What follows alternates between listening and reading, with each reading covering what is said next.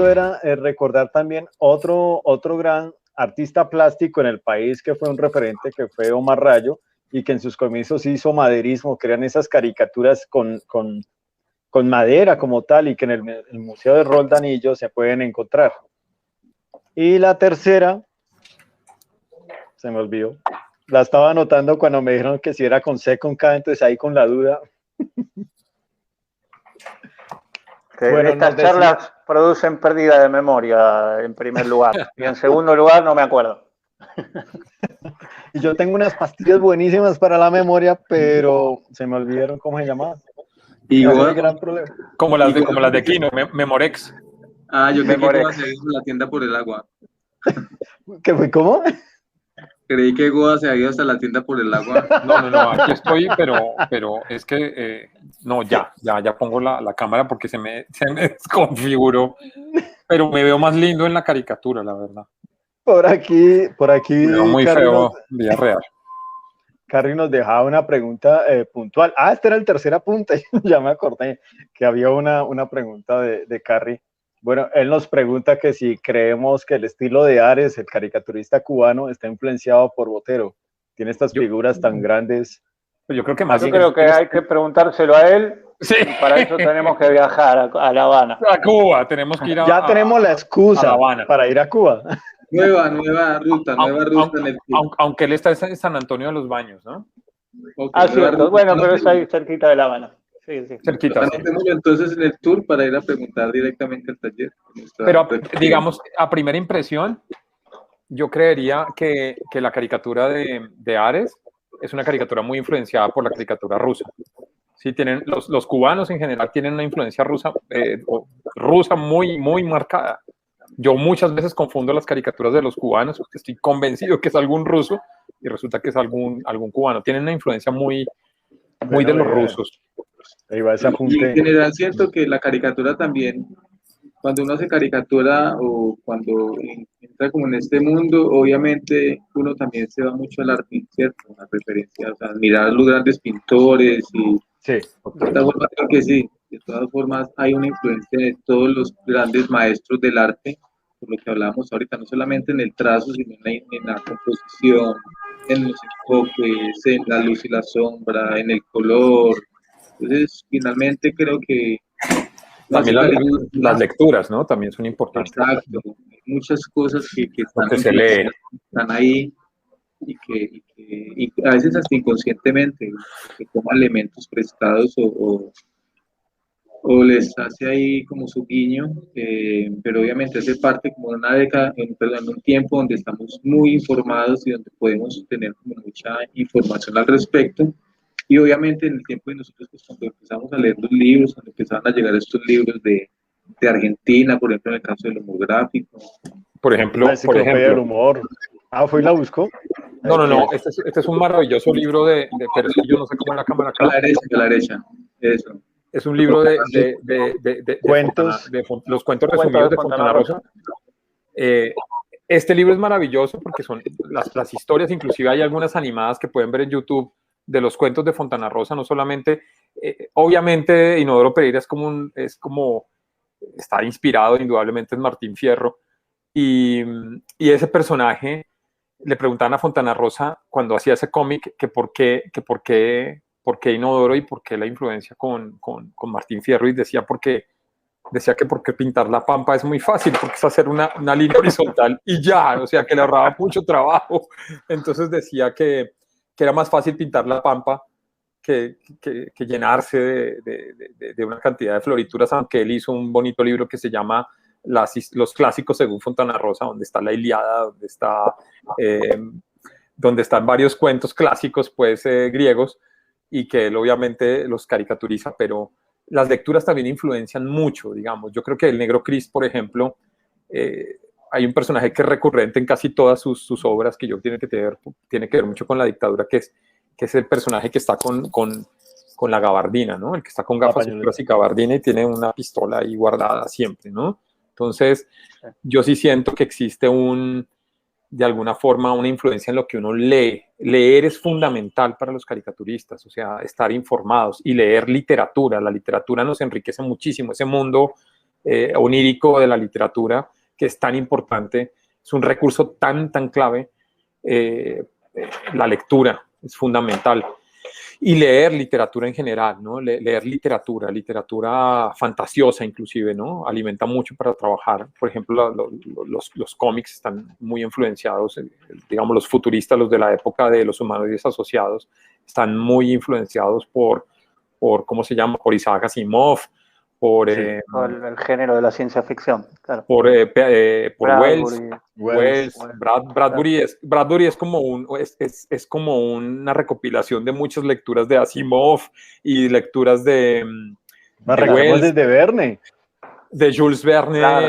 Por ejemplo, sí, que también, por supuesto, Viaje al centro de la Tierra, que fue un libro que en lo personal me marcó, 20.000 leguas de viaje submarino, pero Viaje al fondo de la Tierra creo que fue el que me creó todo un mundo maravilloso debajo de la Tierra, donde estaba el magma, donde estaba todo el tiempo la lava ardiendo y donde salían una especie de criaturas subterráneas maravillosas, pues, que inclusive tenía un libro ilustrado de Chiqui de la Fuente, un excelente dibujante español, Chiqui de la Fuente, que da sus dibujos clásicos con plumillas súper bien trabajado, el color, la atmósfera, todo ese tipo de cosas hacen que uno, digamos, en las lecturas se nutra muchísimo. Yo últimamente les había contado que había leído algo pues, leí la trilogía de Nueva York de Paul Auster, que fue un libro que me... sí, me acuerdo. No, pero eso nos lo contó fue en Los Tres Gatos. Ellos no saben. En Los Tres Gatos, claro. Les recomiendo mucho la trilogía de Nueva York para quien se lo pueda leer, que tenga la posibilidad de leérselo y leer literatura. La literatura nos alimenta mucho como dibujantes y nos alimenta mucho como en nuestro oficio. Era el comentario que quería hacer. Se dice, Goa, que en la obra de este autor de Paul Auster utiliza mucho lo que llaman el absurdo, ¿no? Sí. El absurdo, en cierta forma, también es uno de los tipos de humor. Yo me empiezo como a mirar un poquito como la historia del humor y los tiempos del humor, pues hay como diferentes tipos de humor que van haciendo como acuerdo al tiempo. Entonces, por ejemplo, cuando veía las películas de Buster Keaton, películas mudas por ahí de 1920, el tipo de humor de Buster Keaton es un humor acrobático, ¿cierto? Uno se ríe de las acrobacias que hace Buster Keaton, todas las peripecias que el hombre hace, y que ese humor acrobático lo vuelve a redescubrir uno ahorita como con Jackie Chan. No sé si les pasa cuando ven las películas de Jackie Chan, que exageran ya esa parte de las artes marciales y se vuelve una vaina muy acrobática. Por ejemplo, esa pelea con la escalera que es mítica ya dentro del cine de las artes marciales, o cuando el man pelea con elementos que son, digamos, cómicos, ¿cierto? Entonces, el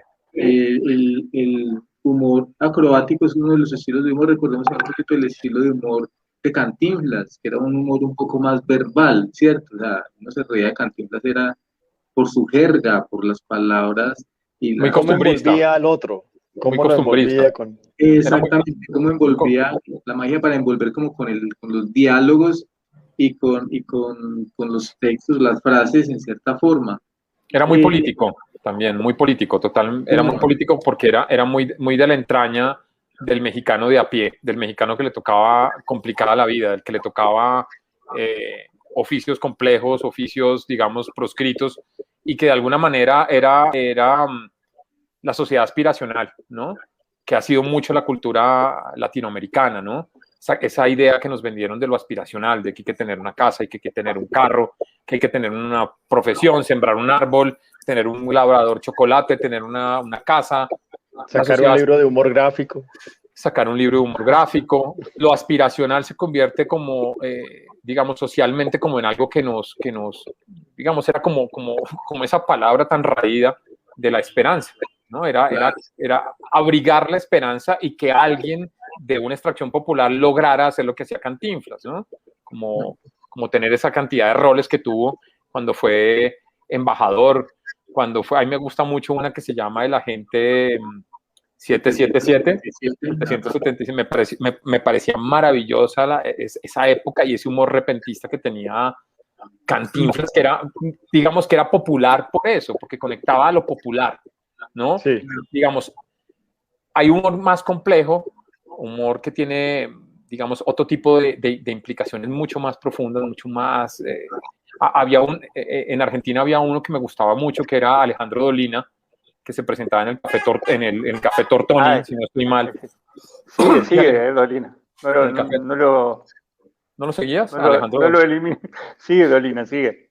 Vigente, muy vigente. Ah, increíble, ¿ves? Bueno, sí. Es totalmente vigente. Y Alejandro Dolina, me encantaba cuando lo escuchaba porque también tenía el recurso de lo absurdo. Empezaba a cavilar sobre algún personaje y empezaban a crear toda una historia alrededor de un personaje, pero era totalmente ficticia, ¿no? Y esa historia ficticia que crearon alrededor del personaje, hablaba mucho de personajes clásicos, pues, pero hay un libro que yo tengo que se llama, creo que el libro de los fantasmas, ilustrado por Carlos Nine, y ese libro habla sobre unos tipos, un personaje que les inventa un curso de un profesor de inglés que les va a dar unas clases de inglés a unos personajes que quieren aprender inglés, y el tipo necesitaba tener plata de alguna forma, y él no sabía inglés, entonces les dice, no, es que hay una isla que se llama... Era un paisa. Sí, pues digamos que el personaje lo que hacía era, les inventó todo un mundo a estos y les enseñó un idioma inexistente para que fueran a vivir en una isla, en una utopía que les creó en ese curso, y todos se fueron felices, y cuando salieron se dieron cuenta que la isla no existía y el idioma tampoco existía, pero les vendió una experiencia, una utopía, les vendió una utopía. Entonces, digamos que esa cantidad de humoristas, pues que de alguna forma requieren, no sé, estar muy desprevenidos para escucharlos, ¿no? Alejandro Dolina, en lo personal, no sé si te gusta, Diego. Sí, a mí me encanta, siempre lo escucho, ahora más variado, pero en una época lo escuchaba todos los días. Sí. Maravilloso. La venganza será terrible, se llama. La venganza será terrible, para que no se lo pierdan. Vamos bordeando la 1:30, ¿listo? Sí, perfecto. Entonces tengo una pregunta para ir, tal vez, no sé, ustedes dirán si todavía están con batería, y era algo que tal vez sería interesante, y es, ¿en qué momento ustedes se dieron cuenta que el dibujo los estaba arrastrando hacia el humor? Porque uno de niño dibujaba, se puede decir, de todo. No había uno dibujaba animales, dibujaba superhéroes, dibujaba un balón de fútbol, sí, o sea, uno dibujaba de todo, pero hubo un momento, o si ustedes de pronto lo identifican, en que se dieron cuenta que ese era el camino. No sé si hay un momento, pero yo, en mi caso personal, de chico, el gusto por el dibujo me llevó a la lectura de estos grandes dibujantes que estuvimos nombrando, de Quino, de Caloi, de Fontana Rosa, de Quinterno, Patoruzú. Yo leía mucha historieta de chiquito y dibujaba, y bueno, fue como fue fluyendo, ¿no? Era como inevitable, porque de chico me gustó el humor también. Siempre fui como, me cuentan que era un nene que hacía humoradas, que era como, le gustaba lo gracioso. Y también contaba el otro día, me gustaban los dibujitos animados, me hacían reír. Eso también fue otra cosa que, digamos, el otro lugar en el que convivían dibujo y humor. Y un humor muy particular, porque en esa época el dibujo animado era muy, muy distinto al de ahora. Por ejemplo, yo ponía ese ejemplo de La Pantera Rosa, que es un humor mudo. Es un humor de acción, de situaciones corporales, expresiones. Y a mí me hacía reír muchísimo. Y de chico, aparte, yo era un chico que a mí me gustaba, por ejemplo, todos los juguetes que me daban cuando era muy chiquito, los desarmaba todos y trataba de volverlos a armar. Ahí está la Pantera, claro, mi ídola. También la mía. Panterita rosa. Desarmaba y volvía a armar. Y yo creo que el humor un poco también tiene esa característica, ¿no? Lo que hacemos los que intentamos hacer humor es desarmar un poco la realidad y volverla a armar de otra manera, cambiando las piezas del lugar. Y a veces esa es una forma de poner en evidencia, como decía antes, que en realidad la realidad está mal armada. Hay un error en la construcción del mundo. En la Matrix. ¿No? Exacto. Así que, bueno, eso creo que es lo que fui descubriendo de chico. Pero no sabría decir si hay un momento puntual. Otra cosa que a mí me volcó mucho al humor gráfico es empezar en la escuela de Garaycochea, digamos, concretamente. Qué bueno. Ahí, tienen que ver la charla de Diego que hicimos en Instagram, donde nos contó todos estos detalles sobre su inicio en el dibujo, cuando fue pequeño. Bueno, y la anécdota del gráfico no lo vamos a contar aquí porque tienen que ir a verlo allá en Instagram. Ya. Bien. Buenísimo. Sí, el gráfico, gran revista.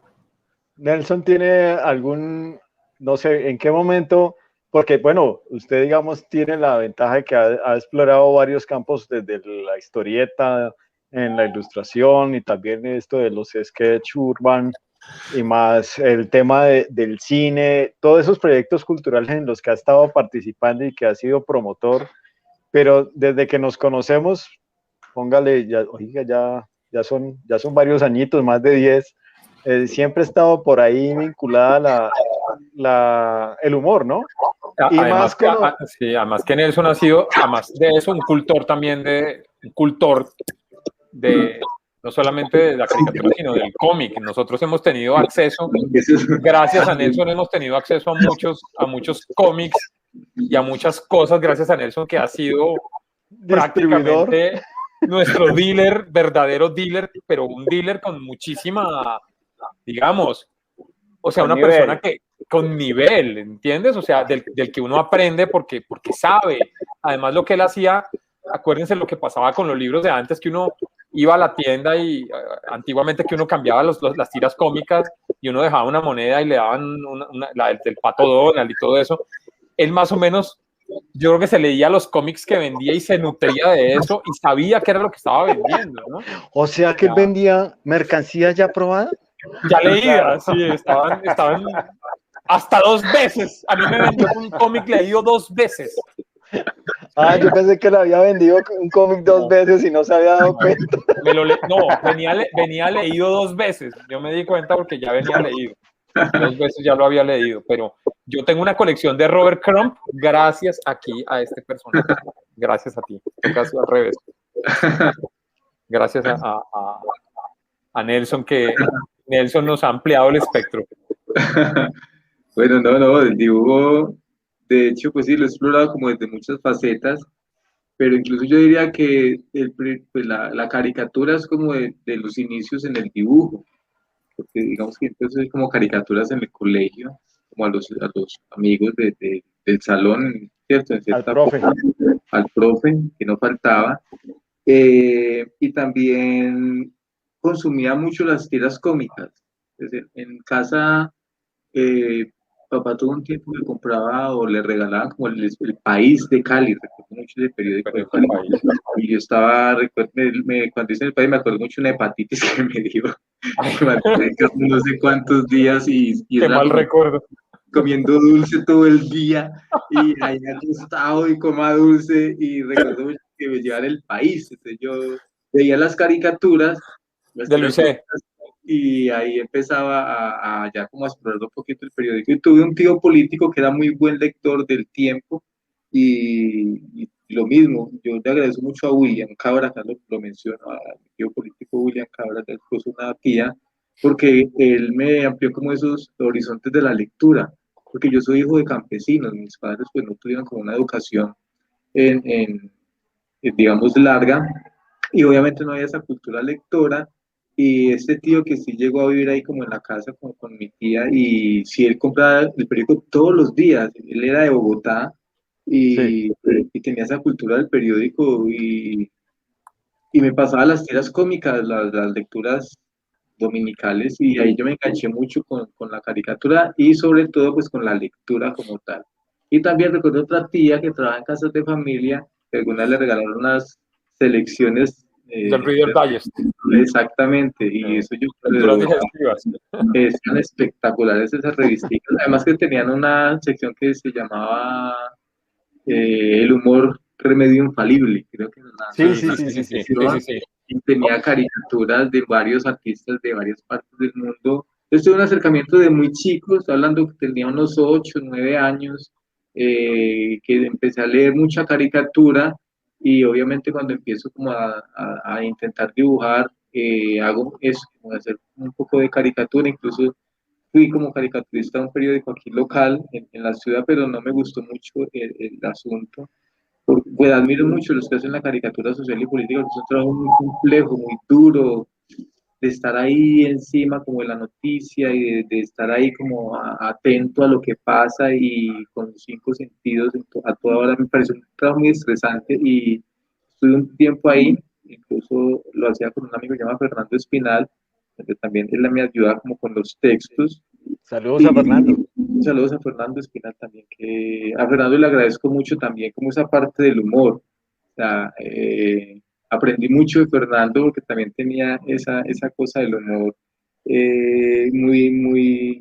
humor muy fino y un humor muy natural, y que uno hablando con él en cosas cotidianas salía con las cosas. Por ejemplo, alguna vez nos contaba una anécdota de que se le varó un carro por allá, iban en un carro, en una camioneta, y que se vararon en un paseo, y que se les salió una llanta, no sé qué fue lo que pasó, y que eso era como una recta gigante donde no había casas a ningún lado y no se veía como nada. Entonces como que más se bajó y dijo, no, hagamos una cosa, necesitamos unas piedras y unos palos horqueteados y no sé qué, y empezó toda la gente como a buscar esos elementos que se encontraban ahí, y llevaron que las piedras de tal forma, que los palos de tal forma, y luego dijo, ahorita necesitamos un motor de helicóptero. Entonces, salía con unos tiros así, con unas anécdotas, cosas que solo le pasaban a él, y con unos apuntes muy finos.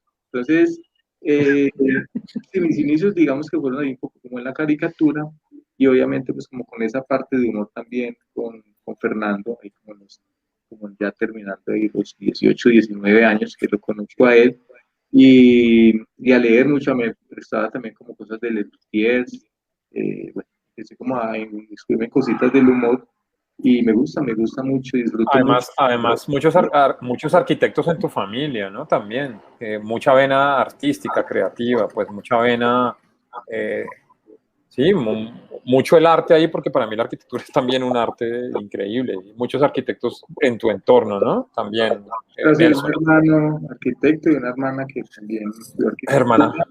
Sí, y bueno, también yo estudié dibujo arquitectónico, porque cuando eso pues no estaba como la carrera acá.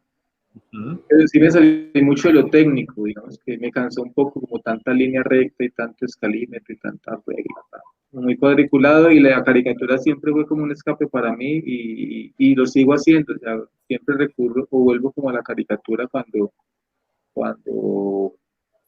en tiempos así como de resetear un poquito, como chévere volver a la caricatura. Y ahorita pues ya tanto tiempo conociendo a gente tan talentosa como Goa, como Triana, cuando vamos a los festivales, toda esta gente que es genial en caricatura, obviamente como que aprende uno mucho, y bueno, así es pues, mi contacto ahí con el humor y la caricatura.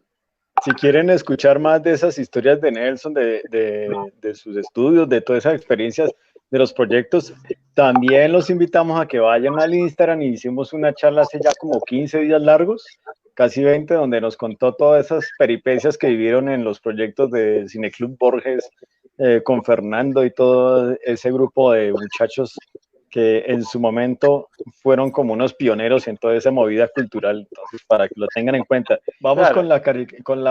con la pregunta que nos hacía Carly.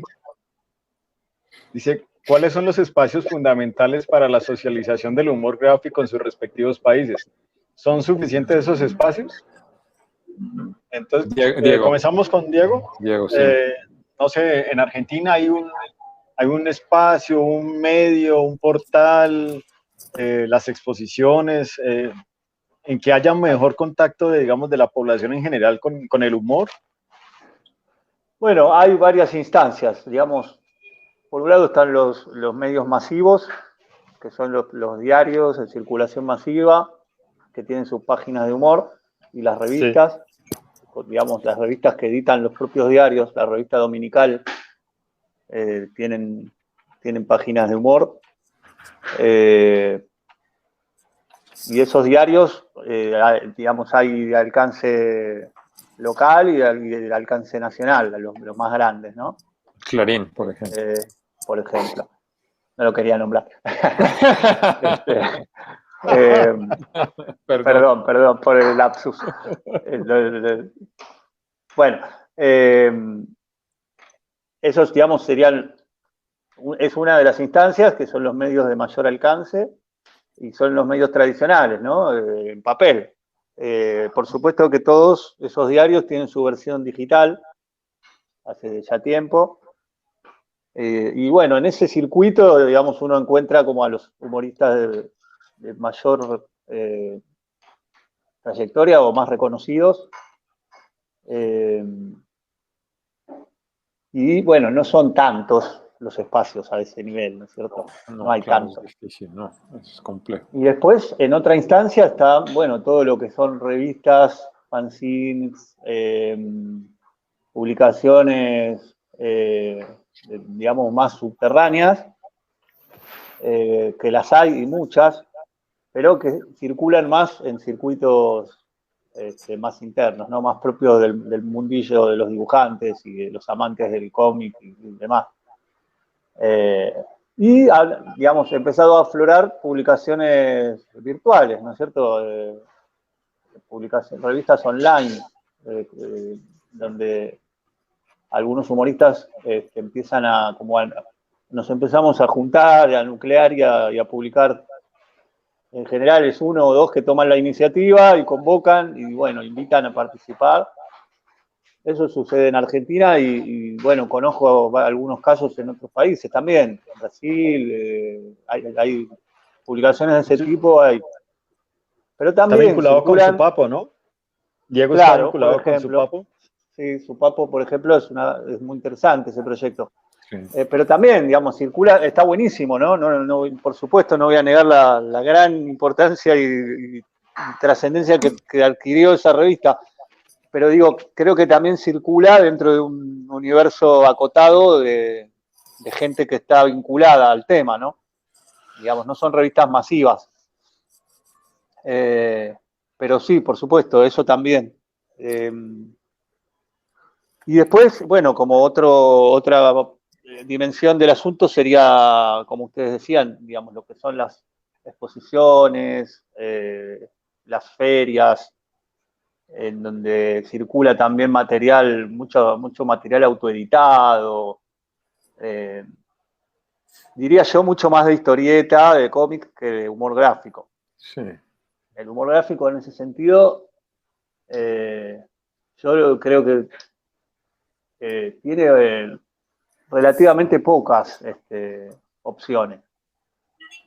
En general, digo, ¿no? En general en mi país, por ejemplo, digamos, no existe más una revista como fue la revista Humor, que ahí era como una explosión de humoristas, donde publicó un montón de gente muy talentosa. Está la revista Fierro, que es una revista muy, muy buena de historietas, y que encima ahora sale mucho más espaciada que antes. Es decir, creo que hubo un cambio fuerte a partir de, digamos, de la llegada de las redes sociales, del internet, de la virtualidad en general, ¿no? Con respecto a lo que es la lectura del papel y de lo que es digital o virtual. Sí. Y bueno, para bien y para mal afectó, ¿no? En distintos aspectos. Hay muchos humoristas, creo que la mayoría de los que se dedican al humor gráfico, lo que hacen es publicar en internet, digamos, en su propia página, blog o red social. Y bueno, no está mal, digamos, porque también es cierto que eso permitió que mucha gente pueda hacer que su obra se conozca. se desparrame por un montón de lugares, digamos, dentro y fuera del país. Bueno, lo complicado es poder monetizar eso, ¿no? Poder vivir profesionalmente de eso. Eso es lo más difícil, claro, ¿no? Y hay llegamos mucha a la gente parte balseada. Claro. Sí, es difícil, digamos, y los medios, lo que tú decías, hay muy pocos espacios y digamos que en los medios generalmente pues, están los que están y son casi que inamovibles. Son Es como... que uno agarra un espacio ahí y no lo suelta más, y que está bien. El humor gráfico de su país, tanto en Argentina como en Colombia, obviamente, ¿tienen actualmente alguna característica específica que lo diferencie del que se realiza en el resto del mundo? ¿Sí labran? Pues yo diría porque que si me permiten, hay los temas. Yo diría, qué pena, aquí yo me trato de que se me vaya. Yo diría que aquí es muy político el asunto. De acuerdo. En Colombia la política prima mucho sobre incluso el humor gráfico, digamos que está intrínseco ahí en los problemas sociales y políticos que sufrimos, lo de la violencia y lo de las desigualdades y lo de la corrupción y todos esos temas son como los más recurrentes en Colombia, ¿cierto? Digamos que uno puede ver de pronto artistas humoristas gráficos colombianos y les puede ver es otra faceta, pero en general yo sí siento o lo percibo así como la caricatura del humor gráfico al servicio. Incluso yo siempre le digo a la gente, cuando quieran saber de historia de Colombia, empiecen a buscar las caricaturas de aquí para atrás y pueden darse una idea de lo que ha sido el país durante tantos años. Y está ahí, o sea, está como la caricatura al servicio de la historia y como ese elemento que deja en memoria de los problemas que hemos sufrido. Yo sí siento que aquí en Colombia el gran porcentaje de obras sí tienen que ver con la parte social y política. De acuerdo, sí. No sé si se refería a Carrie un poco al estilo, ¿no? Bueno, esto es para Diego. Sí. Yo creo igualmente, que... Gracias, Carrie. Un abrazo. La pregunta era Carrie. Por acá. Excelente caricaturista, excelente humorista Carrie, ¿no? También, muy bueno. Muy bueno, es excelente. Me permito decirles a los que se quedaron hasta el final que, pues, tenemos en el tour, entra Perú, dentro de 8 días. Buenísimo, sí. Ya lo saben. Sí, hoy tuvimos a un grande argentino también, que de verdad, digamos que la Argentina nos ha, de alguna forma nos ha influenciado mucho en muchas cosas. Kino indudablemente, Oski, bueno, por supuesto Fontana Rosa, Cris, Caloi, Sendra, Langer, bueno, muchos caricaturistas. Mordillo, claro. Sí, yo estaba pensando en la pregunta de Carrie y me cuesta mucho encontrar un estilo porque hay tantos humoristas hay muchos, y muchas influencias variados, que es muy difícil hacer un perfil, digamos, me cuesta a mí, no lo sé, a lo mejor algún teórico del tema lo hace, lo sabe hacer mejor. A mí me cuesta encontrar un perfil de humor argentino. Tal vez porque, bueno, uno también estando adentro, inmerso en eso, lo ve como más natural. Y creo que ustedes lo definieron mejor. Mientras hablaron hace un rato, dieron definiciones que yo incluso desconocía. Así que, sí, en serio. Yo creo que la influencia fundamental, yo creo que de todos tenemos prácticamente como las mismas influencias de alguna forma, ¿no? La revista Paris Match, no sé, mucho el humor de esa época, el humor francés, el humor europeo, sobre todo el francés, de alguna manera lo que hicieron Bosch, lo que hicieron caricaturistas como Chaval, como caricaturistas de esa época que también relataron la guerra en su momento. Y la revista Paris Match fue una revista que influenció mucho en Latinoamérica. Yo creo que llegó mucho a Argentina y y digamos que por ahí entró todo, por ahí a través de ese puente. Acá hay mucha influencia de Sempe y de Sempe, por supuesto, sí, Steinberg, el judío. Los argentinos, la mayoría de los dibujantes argentinos creo que, si preguntás... New Yorker. Sí, el New Yorker, indudablemente, sí, dibujantes del New Yorker y del Paris Match. De Paris Match, que fue una revista emblemática. El Paris Match fue una revista donde había, donde la gran mayoría de caricaturistas, claro, como Sempe, como Steinberg, como Bosch, que para mí Bosch es una cosa, logró relatar, fue además combatiente de guerra y después él se suicidó. Bosch fue un caricaturista de la guerra y documentaba la guerra con humor. Hay una muy clásica de Bosch que es él yendo sin sus piernas a llevarle unas flores a la tumba donde tenía sus piernas, ¿no? Digamos, esa influencia... El humor negro. El humor negro. El humor noir. Sí, y este tipo también fue famoso. Oiga, ahora que lo dice... ¿cómo se llama? Serré. Serré, ese sí. ¿Ese tiene libros de Serré ahí? Sí, no alcanzó, pero... Serré, ¿te acuerdas de Serré?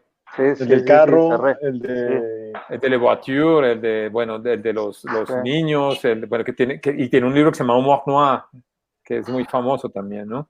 Yo creo que los franceses influenciaron mucho, en general, ya, digamos, la reinterpretación de cada quien con sus recursos, es una cosa muy de cada región, ¿sí? Sí, Humor Noir, Humor Negro de Serré, que fue... pues marcó mucho. Hay un libro de Serré, humor negro.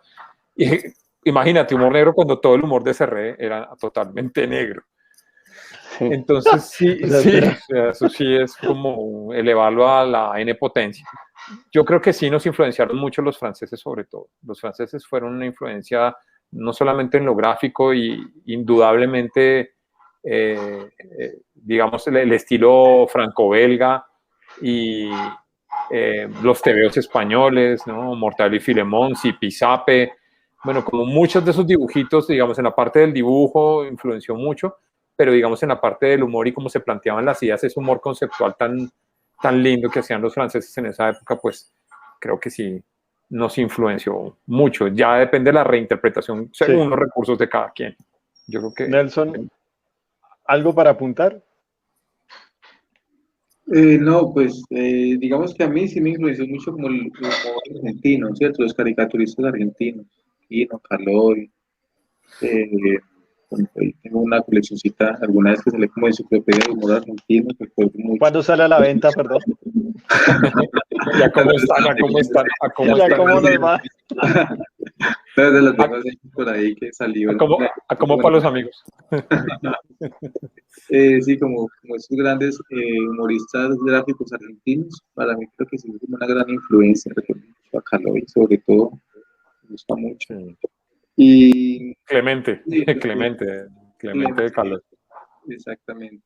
Y recuerdo mucho, digamos, lo que es igual que los franceses, sin lugar a dudas, por su trazo, esa línea de la escuela franco-belga, que obviamente empieza pues como a llegar a varios países y a adaptarse, ¿no? Según también como los autores, y cada uno empieza como a marcar un poco el trazo en cada país. Pero sí, digamos que los argentinos pues para mí son unos duros en la parte del humor gráfico, y de pronto yo los describiría que son esas humoristas o caricaturistas que logran como plasmar las cosas más universales, ¿cierto? Yo hablaba ahorita como que yo siento que aquí somos todavía muy locales, porque tenemos problemas muy álgidos y complejos desde hace mucho tiempo. Y lo hemos visto en las exposiciones, qué curioso, ¿no? Exactamente, entonces como que... La gente pide, ¿y esto qué es? Como que si no están hablando de la guerrilla, de la corrupción, como que... Y por eso gusta mucho, porque son cosas como más universales, ¿cierto? Más con el tema de la ecología, con el tema de la, no sé, con el tema del existencialismo, por ejemplo, con cosas que que suelen ser más de problemas humanos, pero no tan locales, digamos así como administrativamente, como de los estados, sino un poco más complejos, como la muerte, las enfermedades, qué sé yo, muchas dudas que tiene el ser humano y que logran plasmarlos como de esa forma un poco más universal, ¿cierto? Mafalda siendo muy política, siento que es una política más universal, ¿cierto? Que es una política más generalizada, no tan, digamos, como tan local como en el caso nuestro, que es un poco más marcada con algunas ideologías.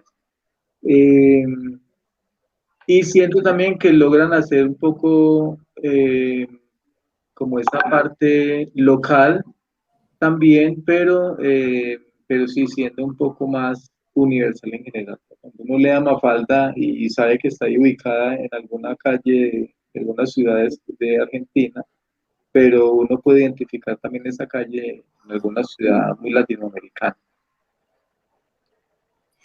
Sí, la política termina siendo muy mediática, ¿no? Para despedirnos les muestro un grande, otro grande, se los muestro a los que les gusta, no, sobre todo en sus ideas, y era, pues, para mí también un humorista genial. Otro referente, sí. Otro referente, sí. Gila. Es otro que hay que tener muy en cuenta, ¿no? Otro que me hace recordar otro de acá, que es Landru. Ah, sí, Landru es mucha influencia de Gila, sí, totalmente. Landru, genial. Sendra también. Muchas cosas se nos quedaron aquí por hablar, por comentar. De pronto, para complementar lo de Carrie, un espacio que le permite a uno ver la visualización y el conocer de humor gráfico universal, como lo decía en alguna charla con Carrie, es los concursos y cómo se compilaba todo en los catálogos. Nos permitía ver todo ese material para poderlo, pues, conocer y darnos ese baño de ilustración del humor, tanto del otro lado del océano como de este.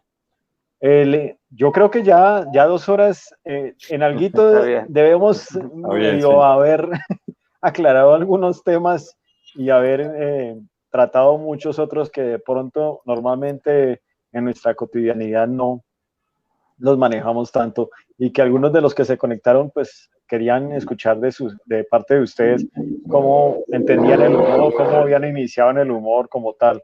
Entonces, Camilo, solo, perdón la interrupción, solo déjame nombrarte uno más, un último dibujante que es actual, que me parece una herejía que no haberlo nombrado yo como representante actual del humor gráfico argentino, que es Tute. Sí, el hijo de Caloy. Sí. Es el hijo de Caloy. Sí, y ya a esta altura, no sé si Caloy no es el padre de Tute, porque es muy, muy, muy interesante lo que hace Tute. Y me acordé también porque, digamos, lo que ha logrado Tute es que en el cuadro de humor diario, en el periódico con la aparición diaria, él pudo salir de la política, porque digamos, el tema de la política tiene que ver mucho con eso, con que es la necesidad de contar algo todos los días en un diario, y por eso el humor político, ¿no? Es un poco la explicación del surgimiento del humor político. Y él logró generar un cuadro de humor diario con una calidad extraordinaria, con situaciones súper cotidianas, y con una altura, un humor exquisito, es genial. Lo súper recomiendo a Tute, el que no lo conoce. Sí, además, otra cosa de Tute maravillosa es que él hace cortometrajes. Véanse los cortometrajes que hace Tute, que son maravillosos, de verdad. O sea, es todo un artista visual, digamos. Los cortometrajes son bellísimos. Tiene un cortometraje bello, de la historia de un niño y su abuelo. No sé si lo has visto, es muy bello. No lo tengo presente. Hay que vérselo. Tute es todo un artista maravilloso. Tiene libros de ¿cómo se dice? Novela gráfica, digamos, pero de estilo humorístico. Admirable, la verdad que es un genio total. Tute, aparte. Sí, es un genio. ¿Sí anotó, Nelson, lo que hay que traer? ¿Sí anotó? Maravilloso. Sí, no, tú es genial. Yo también lo sigo por ahí en las redes y siempre con la sonrisa. Además que es un estilo muy genial también. Ay, buenísimo. Muy suelto, ¿no? Si hago, pues ya logra como desprenderse también de esa línea tradicional argentina que le daba esos trazos blanco-belgas y es una línea muy fresca y muy actual, ¿cierto? Uy, está lindo eso. Esa recomendación de Carrie. Diario de un hijo. Claro, Diario de un hijo, es excelente ese libro. Muy lindo, sí. Tú yo comentaba también que hice un taller con él y lo que él cuenta es que él estaba haciendo una página de humor dominical en la revista de un diario y bueno, trabajaba con sus ideas, con sus dibujos y un día haciendo un dibujo dijo, comparó el dibujo final de línea con el boceto que había hecho para ese dibujo. Y dijo, me voy a quedar con el boceto. Voy a enviar el boceto como original. El boceto va a ser mi original. Es como que un día descubrió eso. Y a partir de ahí su estilo es absolutamente despojado, es como un boceto. Realmente le dibuja como si estuviera escribiendo un borrador. Pero garabateando. Exacto. Es genial. El lenguaje gráfico tan particular que logró es genial. Me hace acordar lo que hablábamos antes de Picasso cuando dijo de aprender a dibujar como un niño. Es un proceso que es dificilísimo. Llegar a eso es dificilísimo.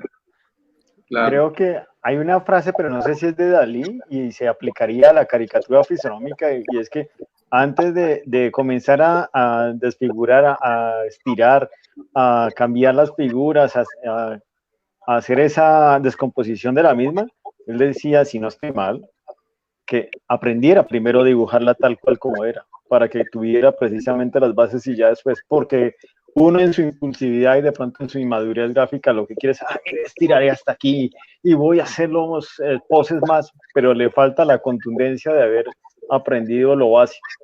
Era como para desdibujar hay que aprender a dibujar. Esa no recuerdo de quién era. Sí, usted la dijo menos enredada que yo. Muy bien. Por eso lo quería invitar. Yo tenía el toque. Listo, este era mi momento. Bueno, chao, hasta luego. Aquí me despido. Ya cumplí la misión. Se demoró, que eran 2 minutos nomás, pero no me dijo que era el que tocaba. Usted fue como el que meten en el último momento de la banca y ¡pum! Metió el gol. Minuto 91. Sí. Pegó en el palo y entró. ¿Sí? O sea, el gol iba para afuera y pegó en todo el larguero y entró. Esos son los peores goles. Pero dentro de propia puerta. Ay, jamás. Te pegó en la cara y entró. Te pegó en la cara. Ay, Dios. Bueno, muchachos. Nelson de Bergerac. Oh, miren, aquí está, nos dice Carri. ¿Sí, pues para dibujar hay que desdibujar. Desdibujar, hay que aprender a dibujar, ¿no? Sí. Esa es la frase, no sé quién es, alguna vez la escuché también por ahí. Pues a mí me dijeron que era de Dalí hace como 20 años y bueno, ahí quedó el registro. Primero hay que aprender a dibujar y una vez que aprendes a dibujar, está bueno aprender a desdibujar. Exacto, es un de poco acuerdo, lo que, a desaprender. Por un momento me asusté y pensé que Diego me iba a decir, primero hay que aprender quién dice la frase, a ver, si primero hay que leer y luego, oiga, primero hay que leer y después hay que hablar. No. Hubiera sido muy agresivo. Investigar. Primero hay que abrir el internet donde toca y después hay que saber leer lo que uno abrió en internet. Para citar hay que googlear. No, ustedes cuando alguien se pone muy serio a citar algo y se queda así. No, como decía el gran Zaratrusta. Vamos a hacer mejor citar. Bueno, dice acá Se ponen las gafas. No, es que yo me leí un libro que una vez... el libro... la reseña, la sinopsis. Sinopsis, libro, Paul Auster. Claro, Paul Auster. Paul Auster, claro. Sí. No, ese era el personaje, qué pena, el autor es... Exacto, ese era el personaje. No, Paul Auster no es el personaje, olviden todo lo que dijo. Sí. O sea, vea que si salió la sección de chistes. Esta charla termina así, de divertida. Yo me quiero imaginar lo que sería que nos encontremos con unos vinos mediante. ¡Uy, qué bueno! Ojalá con un asado. Pronto. Un asadito. Y un asadito, claro. Sí, me encantaría comer mantecol. Me encantaría comer dulce de batata con chocolate. Mire lo que dice. Sidra. Carrie. Carrie nos estaba viendo con Heineken, acompañado con Heineken helada. ¿Cómo les parece? Un saludo para Heineken. Después de haber afrontado este tema de una manera no tan académica, pero sí de una manera muy vivencial, aprovechando toda la experiencia que tenemos. Bueno, este fue un buen cierre. Nelson, muchas gracias desde donde esté. Diego, muchas gracias por la participación y el buen ambiente. Y créanos, así como es acá, es en la vida real. O sea, es peor, porque no dejamos, lloramos hasta... Nos amanecemos. Hasta llorar. Decirle a Diego que nosotros nos amanecemos en los hoteles donde vamos y nos amanecemos hablando. O sea, es que ya nos comemos antes. Normalmente comemos antes.